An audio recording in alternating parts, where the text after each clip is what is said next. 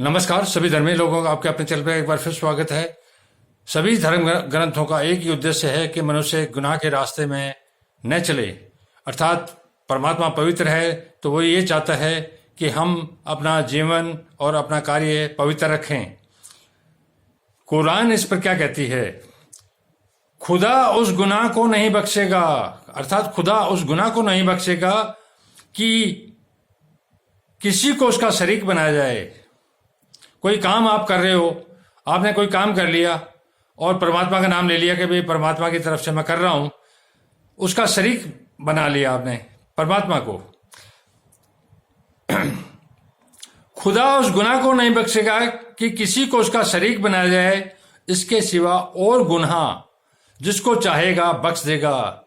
एकमात्र ये गुनाह ऐसा है जिसमें परमात्मा को तुम शरीक बनाओगे, उसको नहीं बख्शेगा कभी भी। इसके अलावा जिसको चाहेगा वो बख्श भी देगा। आपके कितने भी गुनाह हो गए हों उनको बख्श भी देगा। और जिसने खुदा के साथ शरीक बनाया, अर्थात परमात्मा के साथ किसी गुनाह को शरीक बनाया, वह रास्ते से दूर जा पड़ा। ये जो खुदा के सिवा पूजा करते हैं तो औरतों ही की, और पुकारते हैं तो शैतान सर्कस ही को। जो खुदा के सिवा किसी और चीज को की पूजा करते हैं उनके बारे में, जिस पर खुदा ने लानत की है, अर्थात खुदा ने ऐसी चीजों पर लानत कर दी है, लानत की है। जो खुदा से कहने लगा, क्योंकि शैतान पर यह सब शैतानी काम है, शैतान पर परमात्मा ने लानत कर रखी है। जो खुदा से कहने लगा, अर्थात शैतान खुदा से कहने लगा, मैं तेरे बंदों से, अर्थात हमें, हमारे लिए, क्योंकि परमात्मा ने हमें धरती पर पैदा किया है और पूरी धरती का जो हाकिम है वो शैतान है, क्योंकि वो स्वर्ग से धकेला गया है और वो अनंत काल तक हमारे साथ रहेगा। ये भी पक्की बात है। मैं तेरे बंदों से, शैतान क्या कह रहा है परमात्मा से, मैं तेरे बंदों से गैर खुदा की मंजू दिलवाकर माल का एक मुकर्रर हिस्सा ले लिया करूंगा। अर्थात मैं तेरे बंदों से इस तरह की पूजा पाठ करा के, तंत्र मंत्र करवा के उनका कमाया हुआ माल का एक हिस्सा, मुकर्रर हिस्सा मैं ले लिया करूंगा। आज हम दिन रात देखते हैं कि यहां चढ़ाओ, ये करो, ये करो, ये करो, और लोग गुमराह होके धर्म के नाम पर जो हिस्सा चढ़ाते हैं वो सारा शैतान का को चढ़ा रहे हो आप लोग। और उनको गुमराह करता और उम्मीद दिलाता रहूंगा। शैतान क्या कहता है कि मैं उन लोगों को गुमराह करता रहूंगा और उम्मीद भी दिलाऊंगा और यह सिखाता रहूंगा कि जानवरों के कान चीरते रहें, अर्थात जानवरों के कान चीरते रहें, अर्थात जितने भी गलत काम है उनके लिए मैं उनको सिखाता रहूंगा। और यह भी कहता रहूंगा कि वे खुदा की बनाई हुई सूरतों को बदलते रहें, और यह भी मैं उनको कहता रहूंगा कि खुदा की बनाई हुई जो सूरतें हैं उनको वो बदलते रहें। जिस शख्स ने खुदा को छोड़कर शैतान को दोस्त बनाया वह खुले नुकसान में पड़ गया। यही चीज सीखने की है कि जब हम संसार में आते हैं, हमारा जो पहला कदम है, आंखें खोलते हैं तो हमारा शैतान, दुनिया के हाकिम शैतान से वास्ता पड़ता है, और अगर हमने उसको दोस्त बना लिया तो हम खुले नुकसान में पड़ जाते हैं। ये खुली हुई आयतें हैं, ये खुला हुआ ज्ञान है जो खोल खोल कर नबियों ने बताया है। वह उनको वायदे देता है, अर्थात शैतान उन मखलूक को, अर्थात संसार के लोगों को वायदे देता है और उम्मीद दिलाता है, और जो कुछ शैतान उन्हें वायदे देता है वह धोखा ही धोखा है। अर्थात जो कुछ शैतान उनको वायदे देता है वो धोखे के अलावा और कुछ नहीं है। ऐसे लोगों का ठिकाना जहन्नम है, अर्थात नरक है, और वह वहां से मुखलसी नहीं पा सकेंगे और वहां से वे निकल नहीं पाएंगे। और जो लोग ईमान लाए, अर्थात ईमान का मतलब है एक परमात्मा और उसके कानून और उसके रसूल पर, अर्थात उसके वचनों पर लाए और नेक काम करते रहे, अर्थात नेक काम करते रहे, उनको वह बहिश्तों में दाखिल करके जिसके नीचे नहरें जारी है, अर्थात उनको जन्नत में दाखिल करेंगे, स्वर्ग में दाखिल करेंगे, चाहे वो धरती पर हो चाहे धरती के बाद। हमेशा हमेशा उसमें रहेंगे। खुदा का सच्चा वायदा है। खुदा के वायदे से बड़ा और क्या वायदा हो सकता है?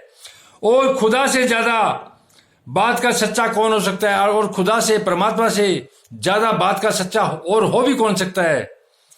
निजात न तो तुम्हारी आरजुओं पर है, निजात मतलब राहत जो है न तो तुम्हारी आरजुओं पर है, आरजुओं का मतलब अपनी इच्छाओं पर है, न अहले किताब की आरजुओं पर, न इस अहले किताब, चाहे वो कुरान हो, बाइबल हो, गीता हो और अन्य गुरु ग्रंथ साहिब हो, चाहे वेद हो, ये सारी अहले किताब हैं जो परमात्मा की तरफ से नाजिल हुई है। निजात न तो तुम्हारी आरजुओं पर है, न तो निजात तुम्हें तुम्हारी इच्छा पर मिलेगी, और न अहले किताब की आरजुओं पर, न किसी अहले किताब की आरजुओं पर।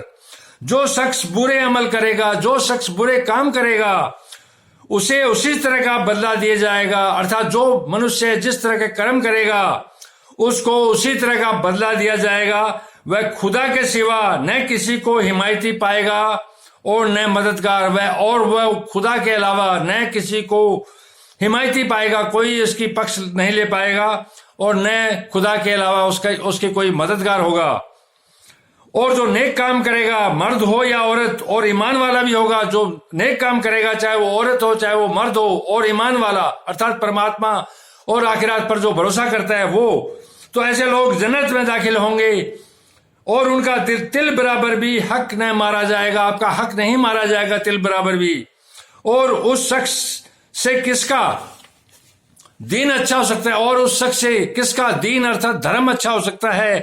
जिसने खुदा के हुक्म को कबूल किया, अर्थात जिसने परमात्मा और उसके रसूल, उसके वचन और उसके मंत्रों को, उसकी तौहीद को जिसने कबूल कर लिया, जिसने मान लिया, अपने जीवन में अपना लिया, जिसने खुदा के हुक्म को कबूल किया और वह भले काम करने वाला भी है, और वो भले काम करने वाला भी है, और इब्राहिम के दीन की पैरवी करने वाला भी, अर्थात जो परमात्मा का भगत था इब्राहिम, उसकी पैरवी करने वाला भी है, जो यकसू थे और खुदा ने इब्राहिम को अपना दोस्त बनाया था, अर्थात परमात्मा ने इब्राहिम को दोस्त अपना बनाया था। इब्राहिम अकेला दोस्त नहीं था, ईसा को भी परमात्मा ने अपना दोस्त बनाया था, मूसा को भी परमात्मा ने अपना दोस्त बनाया, श्री कृष्ण को भी परमात्मा ने अपना दोस्त बनाया था, बुद्ध को भी परमात्मा ने दोस्त बनाया था, गुरु नानक को भी परमात्मा ने अपना दोस्त बनाया था। इन्हीं नबियों की सभी की बात है, इनमें कोई फर्क नहीं है। इब्राहिम को अपना दोस्त बनाया था, और आसमान और जमीन में जो कुछ है सब खुदा का ही है। खुदा हर चीज पर अहाता किए हुए है, अर्थात खुदा जो कुछ जमीन और आसमान में है सब खुदा का ही है, और खुदा हर चीज पर अहाता किए हुए हैं, अर्थात खुदा की नजरें हैं। तो आप उन नजरों से बच नहीं पाओगे।